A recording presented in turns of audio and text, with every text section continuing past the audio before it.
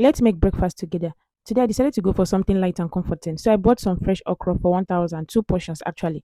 Even though I think the seller shaded me small because the quantity wasn't as much as I expected. Then I bought Oziza for 200 naira, crayfish for 400 naira, periwinkle 200 naira. Then I saw my kwanla fish. I bought it for 1,200 naira before buying gari, half custard of gari for 900 naira. When I got home, I didn't even rest. I went straight into washing my periwinkle to parboil it first. One bad thing about periwinkle is that if the person who caught it didn't do it well, you just waste energy trying to suck it out. I really hope this one was cut properly because I don't have the patience for wahala this morning. So I placed the periwinkle on the fire and let it start cooking. While that was going on, I had to prep my okra. I brought it out, wash it properly. I know some people don't wash okra before slicing it, but me, I always like to wash mine before slicing it. Then while slicing this okra, that's when I noticed that most of it was actually strong. And the annoying part is that I specifically asked the seller if it was tender. She said yes, only for me to get home and see something else. Anyways, I checked on my periwinkle, brought it down, and saved out the water.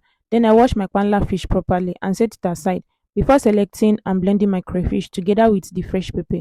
That aroma alone was already giving food is ready. The most surprising thing for me is how much I like using pepper now because if people can notice before, I know they too chop pepper. But now if the food doesn't have pepper or more, it go just dey do me somehow for body. Now it's time for the main cooking. I placed my pot on the fire, added some palm oil and allow it to heat up before going in with the onions. And I added my sliced okra since I wanted to fry it first. You know, one thing I've noticed is that a lot of people are very rigid when it comes to cooking. They believe there's only one correct way to make a particular meal. But for me, I feel like as long as the food tastes good in the end, it doesn't matter what method you use. There are many routes to one destination, and that applies to cooking too.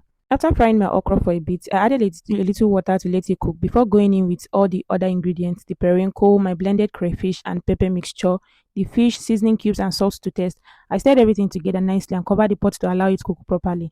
The aroma that started coming out at that point was heavenly. Finally, I added my uziza leaves last to give it that signature local flavor, and that was it. Breakfast was ready. I will always say this, I'm a very simple person, and even in my cooking, I just love to simplify things. Complex recipe they stress me out, and if there's one thing I don't like in this life, it is unnecessary stress. See you all in my next vlog. Bye bye.